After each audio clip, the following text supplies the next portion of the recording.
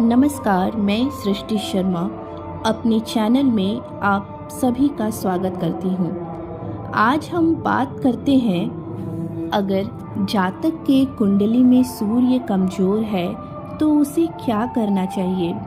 आइए दर्शकों, आपकी जन्म पत्रिका में सूर्य अगर बलवान होते हैं तो वो कई प्रकार के सुख संसाधन देते हैं। सरकारी नौकरी, मान सम्मान, रहन सहन, अच्छी ख्याति, प्रसिद्धि सभी कुछ देते हैं। और अगर सूर्य कमज़ोर होते हैं तो आंखें कमज़ोर, चेहरे पे वो चमक नहीं होती है, दाग धब्बे होते हैं। सूर्य अगर कमज़ोर होता है तो हमारे ऐसे भी रोग जैसे एक्जिमा, चर्म रोग, सोराइसिस, सूर्य अगर कमज़ोर होते हैं तो इस प्रकार की बीमारियों से हमें सामना करना पड़ सकता है।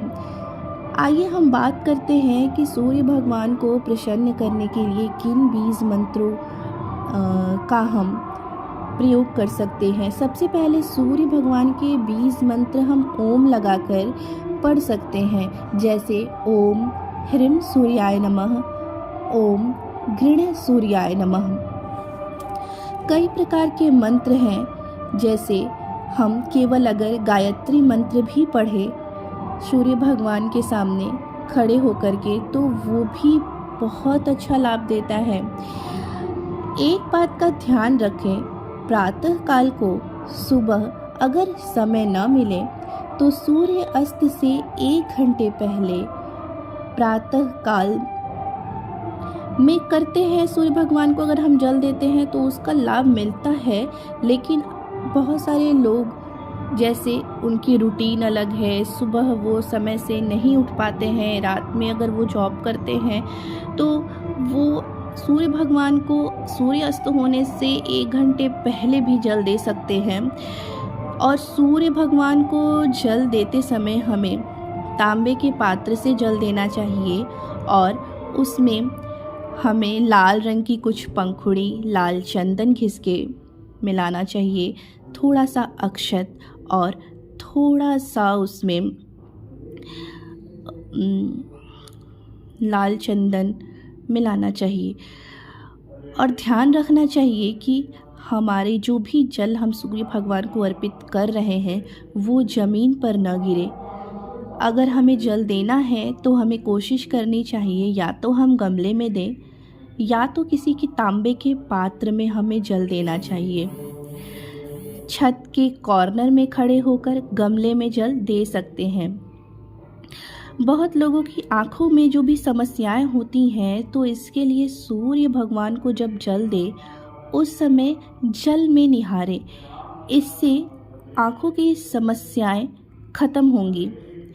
और जल देते समय हमें सूर्याष्टक का पाठ जरूर करना चाहिए। और ज़रूरी नहीं कि एक टाइम पर जल दें। बहुत लोग ऐसा प्रश्न पूछते हैं कि क्या हमें एक ही समय पे जल देना चाहिए, अगर 7 बजे आज जल दिया तो कल भी 7 बजे देना पड़ेगा। ऐसा कुछ भी नहीं है। ज़रूरी नहीं है कि आप एक ही समय पर जल दें। जब भी आप उठें, कोशिश करिए उठने के बाद नहाकर स्वच्छ साफ सुथरे कपड़े पहनकर और 10 बजे तक हम जल दे दें। 10 बजे के पहले ज़रूर जल दीजिए, वो अच्छा रहेगा। क्योंकि ये जो भक्ति होती है ना, वो मन से होती है, शर्तों से नहीं की जाती। अपने मन से दें, जितना जल्दी हो सके उतना जल्दी देने का प्रयास ज़रूर करें।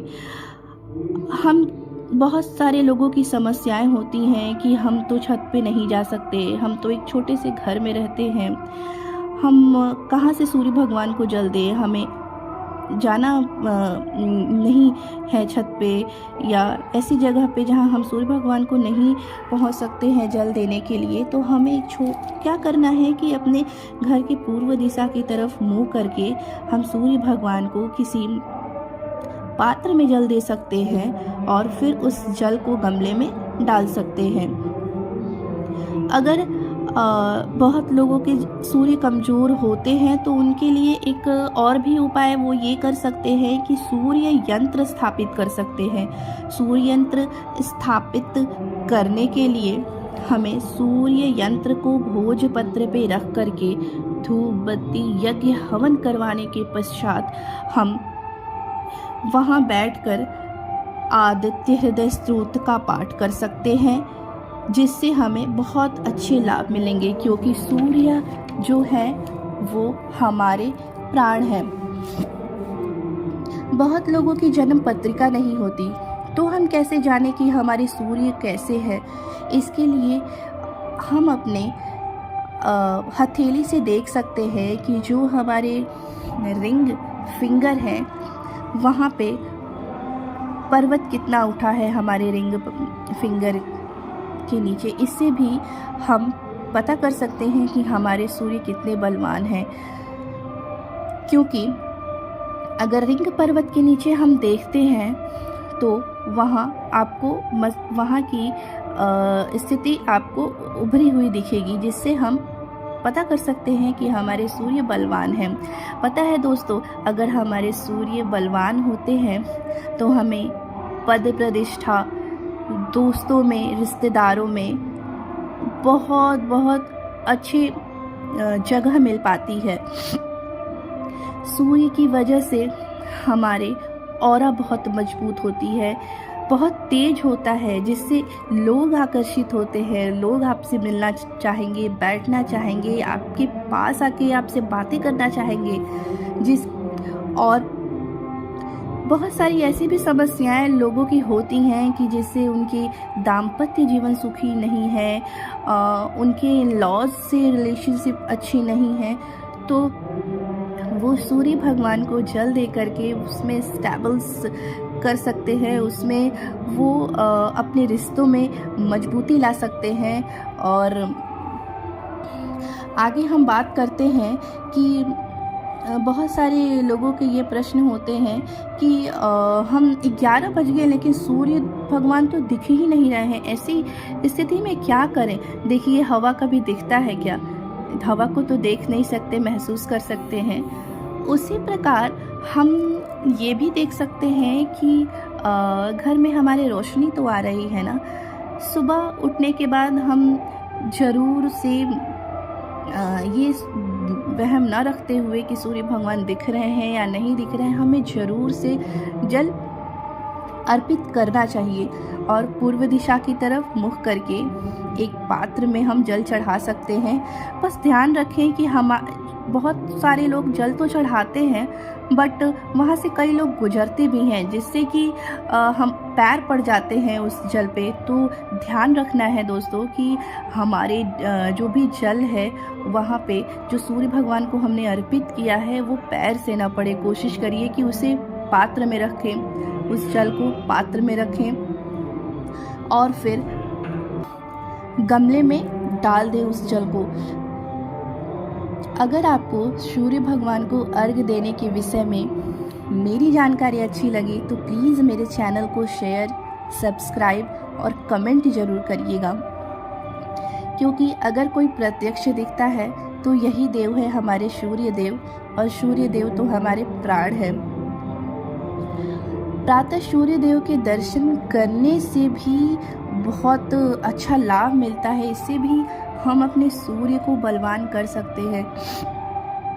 उगते हुए सूर्य को देख करके प्रातःकाल उठ के उगते हुए सूर्य देव के दर्शन करने से भी बहुत सारी समस्याओं से छुटकारा मिल जाता है।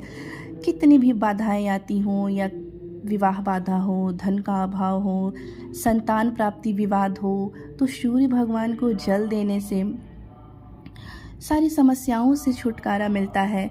और हमारी जो आत्मविश्वास में जितनी भी कमी होती है ना, वो भी बहुत अच्छे से बढ़ जाती है।